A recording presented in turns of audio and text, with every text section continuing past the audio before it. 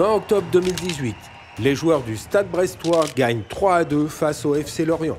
Ils remercient ceux en qui ils ont puisé l'énergie de la victoire, les supporters. Une histoire d'amour qui traverse club et génération. Dans les années 50, le supporter breton s'affiche fièrement en homme des 30 glorieuses. Costard pied de poule, imperméable, mastic et main dans les poches, il a la classe populaire et la fibre citadine. Toute la semaine, il trime. Le dimanche, il honore scrupuleusement son rendez-vous sportif. Amateur de beaux jeux, s'il soutient son équipe, c'est un homme. Respect de l'adversaire et de l'arbitrage. Un rituel quasi intemporel que va bousculer l'arrivée de la télévision dans les années 60. Rien n'échappe à l'œil de la caméra. Côté tribune, les comportements vont changer. L'essentiel est de voir, mais aussi d'être vu. C'est qu'après la Seconde Guerre mondiale où on voit vraiment une mutation du spectateur en supporter parce qu'il a la sensation qu'il va suivre et supporter son équipe qui est l'ambassadeur, le porte-drapeau de son territoire. Et on voit bien, notamment en 1971, avec la finale où le Stade Rennais remporte la Coupe de France, que le spectateur peut agir sur le match. Il peut avoir une certaine forme d'emprise et infléchir le résultat et le déroulé de la rencontre. Et d'ailleurs, la rencontre est retransmise à la télé et la télé, elle filme autant le match sur le terrain que les répercussions du match en tribune. Ce que la télé montre, c'est la passion que ça génère. Et en ça, on peut dire que la télé a servi à capter le phénomène sportif, mais bien au-delà, la passion que le phénomène sportif déclenche. Dans les années 70, une nouvelle génération pointe au stade.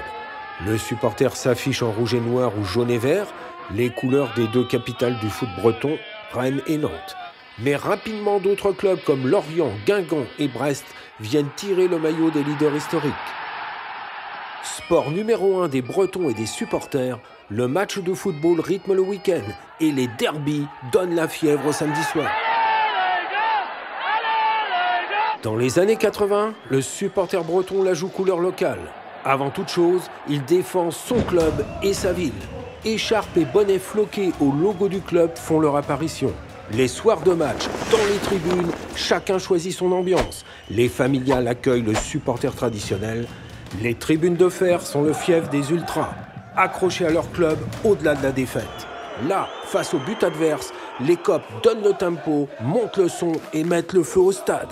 Au milieu des années 90, il n'y a plus personne dans le stade Francis Leblay. Le club pro a été essoré par la justice, des finances brinque-ballantes, enfin peu importe.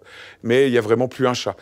Ça ne va pas durer parce que le club de Brest s'est bâti autour d'une culture ouvrière, populaire, prolétaire quasiment, en rouge et blanc autour de ces guerriers. Et les ultras reviennent très très vite, à tel point que peu de temps après, il y a 10 000 personnes dans le stade en 4e division pour voir jouer la montée. Ça va durer depuis plus de 20 ans maintenant. Le stade est plein à chaque fois à garder exactement les mêmes codes que ceux d'avant. C'est là où on se retrouve à Brest. C'est là où la synthèse de l'âme brestoise se fait le mieux, en français. Et les supporters ont repris du poil de la bête, bien évidemment. Ils sont convaincus qu'eux resteront jusqu'à leur mort, un peu comme dans les clubs anglais, et que les joueurs passeront. Ils chantaient d'ailleurs, et le chanteront, j'espère encore un jour, et quand je serai mort, je veux être enterré en bas des populaires du stade Francis Leblay. 12e homme, le supporter? Non. Mais s'il n'est pas au cœur de la rencontre, le match lui appartient. Il en revendique sa mise en scène et sa dramaturgie. Sous l'impulsion d'une nouvelle génération, le match en noir et blanc des années 50 est devenu, avec les années 2000, un spectacle haut en couleur, parfaitement orchestré. Désormais, l'histoire des clubs sportifs s'écrit à plusieurs voix sur toutes les toiles et tous les réseaux. Et si à la fin du match, les joueurs se tournent vers les tribunes, c'est qu'ils savent que dans chaque supporter bat le cœur d'un club breton.